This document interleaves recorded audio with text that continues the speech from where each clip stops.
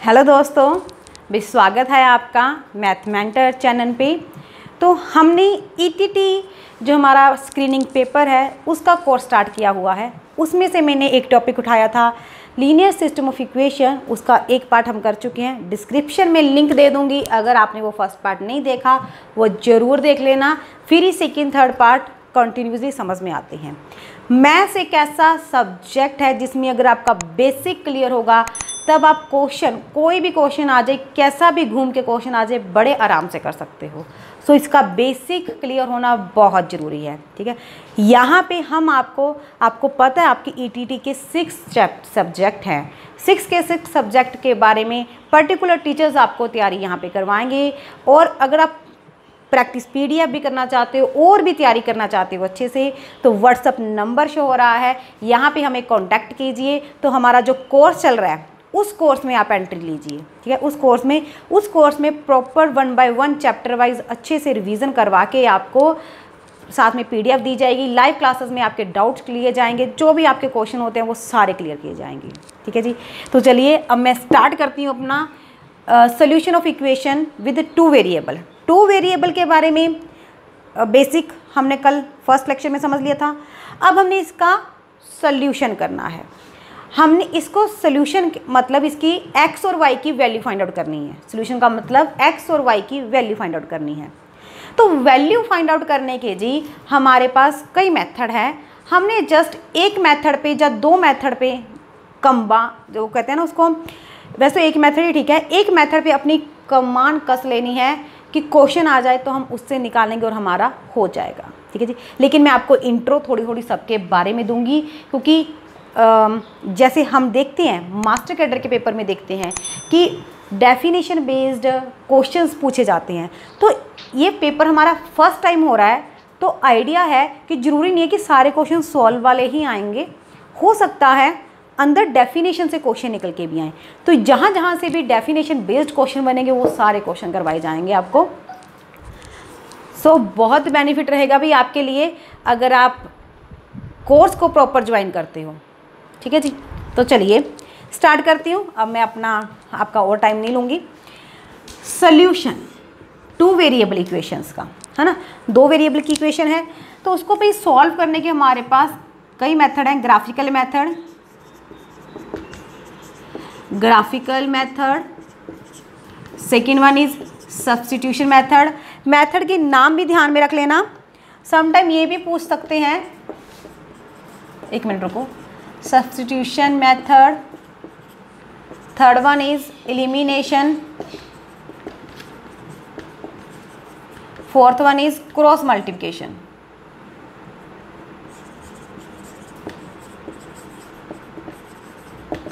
Cross multiplication that is the 4th method जो हम use करते हैं नॉर्मली 2 वेरिएबल इक्वेशन को सॉल्व करने के लिए। ठीक है जी, वो एग्जाम में आपको ये भी पूछ सकते हैं, इनमें से 3 मेथड दे दिए और एक चौथा मेथड दे दिया, कोई अलग सा मेथड दे दिया कोई। ठीक है, तो आपको पूछ रहे इनमें से कौन सा मेथड है जो लीनियर सिस्टम ऑफ इक्वेशन को सॉल्व करने के लिए यूज़ नहीं होता, तो हम उस पर टिक कर सकते हैं। ठीक है जी, तो चलिए अब हम करते हैं ग्राफिकली मेथड के बारे में। थोड़ा सा आपको पढ़ाती जाऊंगी हल्का सा। ठीक है, बाकी हमने सिर्फ एक मेथड, आई थिंक ये एलिमिनेशन मेथड बेस्ट रहेगा हमारे लिए, इससे ही सारे क्वेश्चन सॉल्व कर लिया करेंगे। ठीक है जी, ग्राफिकली मेथड क्या है? ग्राफिकली मेथड में मैं छोटी सी बेसिक बातें क्या बताना चाहती हूँ कि आपके पास ना इक्वेशंस दे रखी होती हैं। इस टाइप की इक्वेशन है हमारे पास। ठीक है, that is a equation 2 variable जो आपको गिवन है। तो सबसे फर्स्ट पॉइंट ये पूछ सकते हैं कि ग्राफिकली मेथड में जो इसका ग्राफ बनता है वो कैसे बनेगा, 2 वेरिएबल के बारे में पूछ सकते हैं या 1 वेरिएबल के बारे में पूछ सकते हैं। तो भी हमारी जो ये होती है X axis Y axis, X axis Y axis. अब ये अगर एक्स एक्सेस और वाई एक्सेस पे हैं तो इसकी जो भी फर्स्ट की जो भी बनेगी, मुझे नहीं पता कौन सी बनेगी, मान लो ये बन गई, सेकंड की मान लो ये बन गई, है ना, सेकंड की मान लो ये बन गई, तो ये क्या बनती है ऑलवेज लाइन, जिसको हम बोलते हैं स्ट्रेट लाइन। दैट्स वाई एक क्वेश्चन ये बन सकता है आपका कि जो इसका ग्राफ है इक्वेशंस का लीनियर इक्वेशन लिखा होगा कि जो ग्राफ है ऑफ लीनियर इक्वेशन वो क्या हो सकता है। लीनियर इक्वेशन का ग्राफ क्या होगा भाई, इट्स अ स्ट्रेट लाइन, ध्यान में रखना, इट्स अ स्ट्रेट लाइन। आपको ऑप्शन होगी पैराबोला, स्ट्रेट लाइन, है ना, या फिर कोई कर्व, तो हमारा आंसर क्या आएगा, स्ट्रेट लाइन। क्योंकि इसके बाद जो नेक्स्ट टॉपिक आपके पास है क्वाड्रेटिक इक्वेशन, जिसको हम दो चल वाली इक्वेशन बोलते हैं, उसका ग्राफ क्या बन जाता है, पैराबोला, वो वहाँ पे डिस्कस करेंगे। तो इसीलिए अगर लीनियर इक्वेशन लिखा है यानी कि ये लीनियर इक्वेशन हो जाती है x, क्योंकि इसकी डिग्री कितनी है भाई, वेरिएबल की डिग्री कितनी है, 1 है ना, तो ये अगर डिग्री 1 है तो ये लीनियर इक्वेशन है। जैसे हम बोल सकते हैं कि यहाँ पे दो चल वाली समीकरण है ना, ਲੀਨੀਅਰ ਇਕੁਏਸ਼ਨ ਤਾਂ ਗ੍ਰਾਫ ਕੀ ਆਏਗਾ, ਸਟ੍ਰੇਟ ਲਾਈਨ। ਪੰਜਾਬੀ ਦੇ ਵਿੱਚ ਕੀ ਸੀ ਇਹ, ਉਹਨੂੰ ਬਹੁਪਦੀ ਕਹਿੰਦੇ ਨੇ, ਇਹਨੂੰ ਆਈ ਥਿੰਕ ਇੱਕ ਪਦ ਦੀ ਇਕੁਏਸ਼ਨ ਆ ਜਾਏਗੀ, है ना, स्ट्रेट लाइन। लीनियर इक्वेशन बस ये याद रखना भाई, लीनियर इक्वेशन है तो ग्राफ क्या बनेगा, स्ट्रेट लाइन। देखा दिया आपको ग्राफ क्या बनता है, स्ट्रेट लाइन। एक क्वेश्चन ये बन के आ सकता है। सेकंड क्वेश्चन इसमें क्या बन के आ सकता है, वही 2 लाइन्स देती है ना, तो ये पूछ सकते हैं कि अगर हम इसे ग्राफिकली रिप्रेजेंट करते हैं, अगर हम इसे ग्राफिकली रिप्रेजेंट करते हैं तो ग्राफ कैसा बनेगा। ग्राफ एक पॉइंट पे कट करेगा या फिर बहुत सारे पॉइंटों पे कट करेगा या फिर कट नहीं करेगा। अब ऐसी ऑप्शन लिख सकते हैं। तो हमें वही मेथड यूज़ करना है, लाइन समीकरण हमारे पास दे रखी हैं तो वही मेथड यूज़ करना है। कौन सा, a1/a2 वाला इज़ नॉट इक्वल टू, अगर b1/b2 आ गया तो दैट मीन्स वो क्या है, इंटरसेक्शन लाइन है, तो एक पॉइंट पे कट करेंगी, तो ऑप्शन आपकी आ जाएगी एक पॉइंट पे कट। लेकिन अगर ये इक्वल आ गई, वही सेम कंडीशन चेक करनी है। अगर पैरेलल लाइन आ गई तो बिल्कुल कट नहीं करनी, है ना। अगर कॉन्साइड लाइन आ गई तो बहुत सारे पॉइंट्स पे वे आपस में कट कर रही हैं, ये आएगा ग्राफिकली में। तो ग्राफ में आपके ऐसे पास 2 क्वेश्चंस पूछ सकते हैं, ठीक है जी। बाकी कोऑर्डिनेट ज्योमेट्री में भी काफ़ी समझाऊंगी कि एक्स एक्सेस में पॉजिटिव नेगेटिव कहाँ पे क्वाड्रेंट लाई करता है ना। ये हो जाती है यहाँ पे एक्स की वैल्यू, जहाँ पे ये पॉइंट कॉमन पॉइंट होता है ना, एक्स कोमा वाई ऐसे लिखा जाता है इसे। यहाँ पे एक्स की जो भी वैल्यू होगी 2, 3, यहाँ पे वाई की जो वैल्यू होगी तो ये 2, 3 लिखा जाएगा। That is a solution of the equation. इसे हम बोलते हैं सोल्यूशन, जो कॉमन सोल्यूशन हो जाता है, सोल्यूशन ऑफ द इक्वेशन, ठीक है जी, दोनों लाइन्स में। बस बाकी तो मैंने थोड़ी थोड़ी इंट्रो देनी है, क्योंकि इसके बाद जब मैं एमसीक्यूज कराऊंगी आपको समझ में आएगा कि क्वेश्चन कैसे आते हैं। ग्राफिकली में ये क्वेश्चन इंपॉर्टेंट था, वो मैंने बता दिया। अब सब्स्टिट्यूशन मेथड में क्या होता है, आपके पास 2 इक्वेशंस होती हैं। मैं ना कोई स्टेटमेंट ही लिख लेती हूँ जिससे आपको मेथड भी क्लियर हो ही जाएगा साथ साथ में।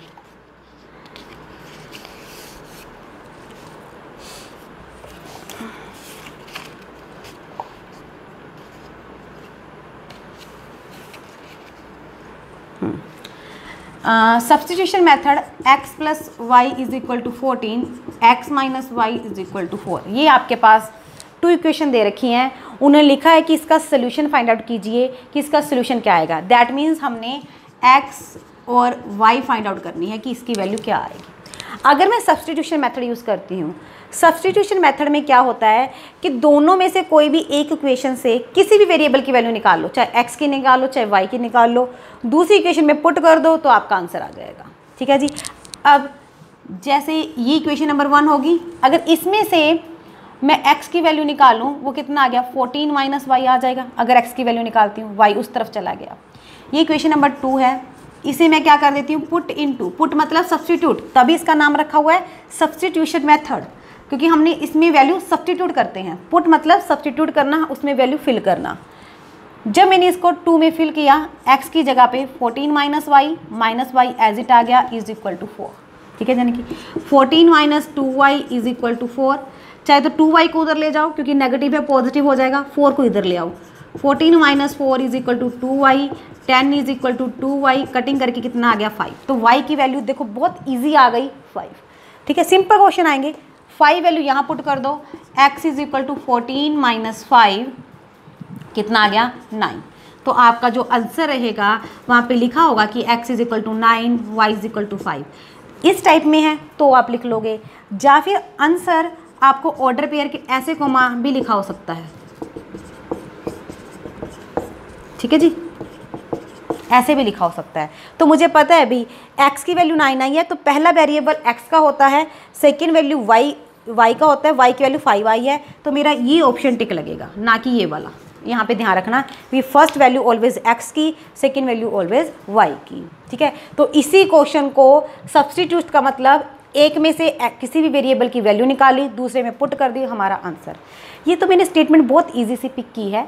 सब्सटीट्यूशन मेथड इसीलिए हम कम यूज़ करते हैं। अगर यहाँ पे 2 3 मल्टीप्लाई में आ जाता है तो डिवाइड में वो 2 लगता, फिर डिवाइड में 2, एलसीएम लेके सॉल्व करते तो कैलकुलेशन ज़्यादा लेंथी हो जाती है, ठीक है। उससे बेटर रहता है एलिमिनेशन मेथड। अब एलिमिनेशन मेथड क्या है, थोड़ा सा वो भी बता देती हूँ कि एलिमिनेशन मेथड क्या है। सॉल्व इसी क्वेश्चन को सॉल्व कर देंगे। चलो कोई और ले लेती हूँ ना क्वेश्चन भी। वैसे इसी क्वेश्चन को आप एलिमिनेशन से भी सॉल्व करके देखना, सेम आंसर ही आएगा। मेथड कोई भी यूज़ करो, आंसर आपका सेम आएगा, ठीक है जी।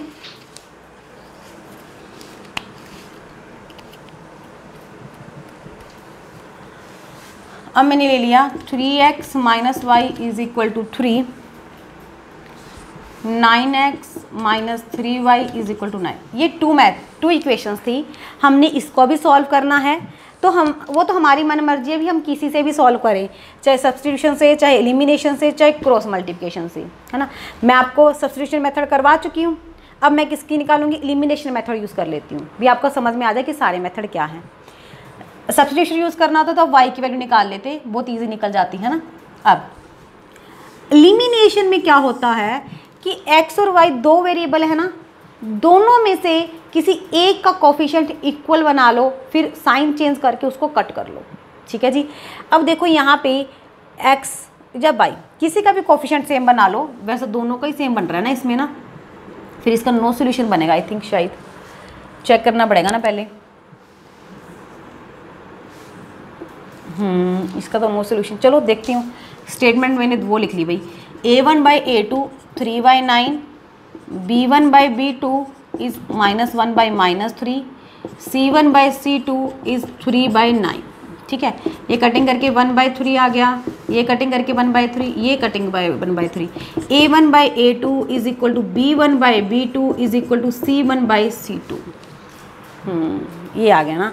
तो इसका मतलब ये तो क्या होगी, कॉन्साइड लाइंस हो गई। स्टेटमेंट क्या उठा ली मैंने, कॉन्साइड लाइन की। इसके तो इनफाइनाइट मैनी सोल्यूशन हो गए, इनफाइनाइट मैनी सोल्यूशन हो गए, ठीक है जी। तो इसमें एग्जैक्ट एक सोल्यूशन नहीं आएगा, क्योंकि जब मैं इसके कोफिशिएंट इक्वल करूँगी तो दोनों कट हो जाएंगे, तो इनफाइनाइट मैनी सोल्यूशन में जाएगा ये। कोई और एग्जांपल उठाते हैं।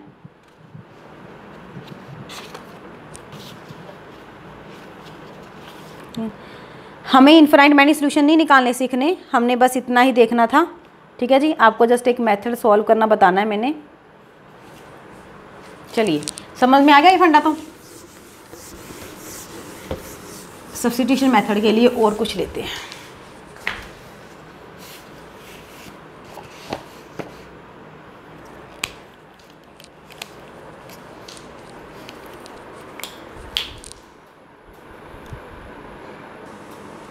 चलिए मैंने यहाँ पे क्वेश्चन लिख लिया। अब एलिमिनेशन मेथड से इसे हम सॉल्व कर लेंगे, ठीक है जी। इसको भी चेक कर लो, चाहे 1/2 1/-2 a1/a2 is not equal to b1/b2 है, यानी कि इंटरसेक्शन लाइन है, एक सोल्यूशन है। अगर एक सोल्यूशन है तभी हम इन्हें इन मेथड से सॉल्व कर पाएंगे, ठीक है जी। अगर वन सोल्यूशन है, ये भी पूछ सकते हैं कि to find the only one solution find out करने के लिए हम इन मेथड का ही यूज़ करते हैं, तीनों मेथड्स का, ठीक है। अब देखिए मैं कैसे सॉल्व करूँगी इस क्वेश्चन को। एलिमिनेशन है, यानी कि एक कोफिशिएंट मैच करना है। अब कांस्टेंट इस तरफ पड़े हैं, इसको इधर भी रख सकते हो, चाहे उधर ले जाओ, दोनों से क्वेश्चन हो जाएगा आपका, ठीक है। चाहे आप इसको उस तरफ ले जाओ, क्वेश्चन आपका दोनों तरफ हो जाएगा। ये नेगेटिव था, उधर ले गई, दोनों पॉजिटिव हो गए। अब देखो इसमें से आप किसी भी कोफिशिएंट को मैच करो। यहाँ पे 4 है, यहाँ पे 2, इसको मैं 2 से मल्टीप्लाई कर देती हूँ और इसको 1 से। मैं x का कोफिशिएंट सेम बना रही हूँ, ठीक है। जब मैंने मल्टीप्लाई किया तो यहाँ पे 4x + 2y is equal to 12, 1 से किया 4x minus 2y is equal to 4। ये इक्वेशंस बन के आ गई। एलिमिनेट करना यानी कि ख़त्म करना, मैंने x को ख़त्म किया। अब x ऐसे तो कट नहीं होगी, साइन चेंज करने पड़ेंगे। ये माइनस आ गया, ये माइनस था प्लस आ गया, ये प्लस था ये माइनस। जो नीचे वाली स्टेटमेंट हमने उसी को देखा, जो साइन था उसका ऑपोजिट साइन कर दो। ये क्या हो गया, कैंसल। अब ये साइन नहीं काउंट होगा, ये वाला होगा। प्लस और प्लस प्लस हो गया, 4y इज़ 12 माइनस 4 8। y कितना आ गया आपके पास 2। बहुत ईजी आ गया y2। अब y की वैल्यू जो 2 आई है, इन दोनों यही थी दोनों इक्वेशन, किसी में भी पुट कर दो आपकी x आ जाएगी। y की वैल्यू यहाँ पुट कर दें, 2x plus 2 is equal to 6, 2x is equal to 2 उधर माइनस होगा 4, x भी कितना आ गया 2, यानी कि ये 2,2 का ही ऑर्डर पेयर बन गया। क्लियर है। ये हो गया आपका एलिमिनेशन मेथड। देख सकते हो एलिमिनेशन मेथड।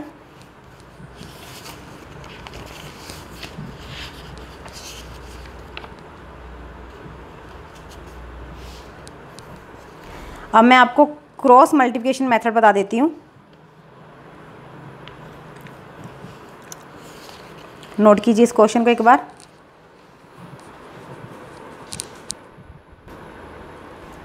तो चलिए देखिए, अब इसी क्वेश्चन को हम क्रॉस मल्टीप्लिकेशन मेथड से कर लेते हैं। ठीक है, क्रॉस मल्टीप्लिकेशन मेथड जब हमने यूज़ करना है तो क्या चीज़ हमने ध्यान में रखनी है भाई। यहाँ पे ना ये मेथड यूज़ होता है 23 12, ये नंबर से यूज़ होता है क्रॉस मल्टीप्लिकेशन मेथड में। ठीक है, अब हम करेंगे क्रॉस मल्टीप्लिकेशन मेथड।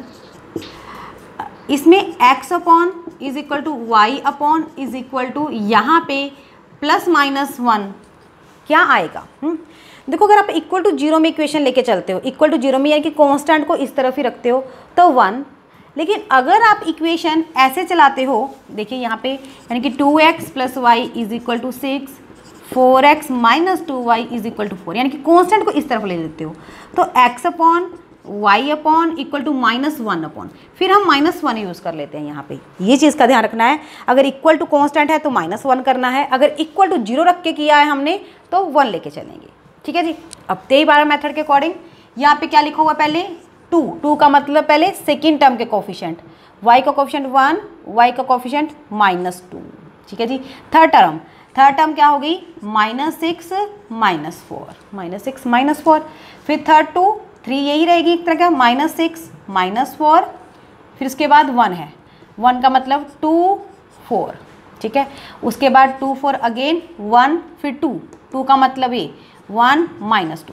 ध्यान से देखिए, 23 12 मेथड है।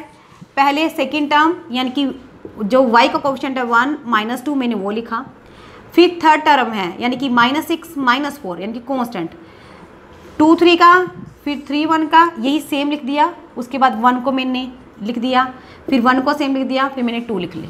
ठीक है जी। अब x अपॉन क्रॉस मल्टीप्लाई है तो ऐसे क्रॉस होगी, ऊपर से होगा ये -4, एक फॉर्मूले में माइनस होती है, ये माइनस और माइनस ऑलरेडी +12 बन गया तो ये माइनस आएगी, यानी कि 12 is equal to y upon -24। अब ये एक फॉर्मूले में माइनस होती है -8, यानी कि ये बन गया +8। ठीक है जी। Is equal to 1 upon -4 -4। ठीक है जी। तो देखिए x upon -16, y upon -16, 1 upon -8। Clear है। ठीक है जी। कैलकुलेशन किया मैंने और कुछ भी नहीं किया, बिल्कुल धीरे धीरे चली हूँ भी आपको अच्छे से समझ में आ पाए। अब इधर कर लेते थोड़ी सी। अब मैंने क्या करना है, फर्स्ट को कांस्टेंट के equal x by -16, 1 by -8, y by -16, भी जो वेरिएबल है उनको कांस्टेंट के इक्वल रख लिया करो। माइनस और माइनस कट गया, ये उधर चला गया, x आ गया 2, ये माइनस और माइनस कट गया, y भी कितना आ गया 2। देखो वही सेम वैल्यू आ गई। मेथड कोई भी यूज़ करो, वैल्यूज़ सेम ही आएंगी, सेम ही आंसर देंगे। इसलिए बोल रही हूँ कि आप पे डिपेंड करता है जो भी मेथड आपको इजी लगता है। इसीलिए मैंने यहाँ पे मेथड लिख दिए, क्योंकि हर स्टूडेंट का अपना अपना माइंड होता है। किसी को क्रॉस मल्टीप्लिकेशन इजी लगता है तो किसी को एलिमिनेशन इजी लगता है। मेन ये 2 मेथड ही हैं। सब्स्टिट्यूशन थोड़ा ज़्यादा लेंथी चला जाता है, ये मेथड तो मैं रेफ़र करूँगी, बिल्कुल यूज़ बिल्कुल यूज़ मत करना। इन दोनों में से आपका जो मन करता है आप वो यूज़ कीजिए, आपके आंसर डेफिनेट बनते जाएंगे। ठीक है, अब एक MCQs करवाती हूँ जिससे आपको पता चल जाएगा कि अगर ये इसमें से बहुत कम चांस है वैसे बताऊं मैं, लेकिन मेरे लिए ये बताना बहुत ज़रूरी था कि इक्वेशन कैसे सॉल्व करते हैं, क्योंकि ये चीज़ें आगे आपको यूज़ होती हैं। ठीक है जी, मेन जो फर्स्ट पार्ट किया, अब मैं आगे जो थर्ड पार्ट करवाऊंगी वो बहुत इंपॉर्टेंट है। ठीक है जी, तो चलिए देखिए, मैंने एक MCQs लिखा है, समझते हैं इसको। कहते what is the value of x and y if the equation, ये इक्वेशंस दे रखी हैं आपके पास, if the equation has unique solution. Unique का मतलब भी इसका एक सोल्यूशन है, ये काटवी रेखा बन रही है, इंटरसेक्शन लाइन है। यूनिक सोल्यूशन का मतलब एक हल, ठीक है, काटवी रेखा बन रही है। तो क्या इसकी वैल्यू आएगी? तो वही बात, x और y सॉल्व करना है, तीनों मेथड में से कोई भी कर सकते हो। तो जल्दी से मैं क्या करूँगी भाई, एलिमिनेशन मेथड पे जाऊँगी। यहाँ पे मैंने क्या देखा, x है और यहाँ पे 2x है, इसको 2 से मल्टीप्लाई कर लो, बहुत इजी हो जाएगा। आप y का कोफिशिएंट भी इक्वल कर सकते हो, जरूरी नहीं है आपने x का करना है, आप y का भी इक्वल कर सकते हो। y का इक्वल करना है तो इसको 3 से मल्टीप्लाई करनी पड़ेगी, ये तो 1 से हो जाएगा। 2x plus 2y is equal to 10, इसको तो 1 से करना पड़ेगा, तभी कोफिशिएंट सेम होंगे, is equal to 5। Change the sign, ये कैंसिल हो गया। 5y is equal to 5, y की वैल्यू कितनी आ गई, 1, है ना। हाँ, यहाँ पे ना -5 था, सॉरी, यहाँ पे -5 था, -5 प्लस 15, यहाँ पे y की वैल्यू कितनी आ गई, 3। वहाँ पे -5 था, -5 साइन चेंज करेंगे तो प्लस बन गया, 10 प्लस 5 15 आ गया। ठीक है जी, y की वैल्यू 3 आ गई। अब y की वैल्यू दोनों में से किसी इक्वेशन में पुट कर दो, आपका आंसर आ जाएगा। मैं यहीं पे पुट करती हूँ, जो मेरे लिए इजी इक्वेशन है। ठीक है, तो x कितना आ गया, 5 minus 3 is equal to 2, 5 minus 3 is equal to 2। अब y 3 आया है और x 2, यानी कि पहले x 2 होगा। यहाँ पे तो x की जगह पे 3 आया, कट कर दो। यहाँ x की जगह पे -3 आया, कट कर दो। यहाँ x की जगह पे 2 आ गया, ठीक है, और y की जगह पे 3 आ गया, तो ये आंसर आ जाएगा। ठीक है जी, तो ऐसे आप कोई बहुत टाइम नहीं लगा, सिंपल 1 ही मिनट में मेरा एक क्वेश्चन हो गया। अगर सेम कह रही हूँ, इस टाइप का क्वेश्चन अगर आपको पूछा तो आप सिंपल मेथड लगा के कर सकते हो। यहाँ पे इक्वेशन आपको कोई ज़्यादा बड़ी नहीं दी होंगी, सिंपल सी इक्वेशन ही दी होंगी जो आपकी 1 मिनट के अंदर सॉल्व हो जाए। ठीक है जी, अब मैं नेक्स्ट पार्ट में एक और टॉपिक यही इसी का ही डिस्कस करूंगी, that is also very important topic. और अगर वीडियो आपको अच्छी लगती है तो लाइक शेयर करना बिल्कुल मत भूलिए, लाइक ज़रूर कीजिए वीडियो को, और अपने फ्रेंड सर्कल के साथ मैक्सिमम से मैक्सिमम शेयर कीजिए। और अगर आप फुल कोर्स की अच्छे से प्रिपरेशन करना चाहते हो तो व्हाट्सअप नंबर आपको शो हो रहा है स्क्रीन पे, उस नंबर पे आप ETT पेपर 2 लिख के मैसेज भी कर सकते हो, प्लस कॉल करके जो कोर्स चल रहा है उसके बारे में इंफॉर्मेशन ले सकते हो। Thank you, bye bye.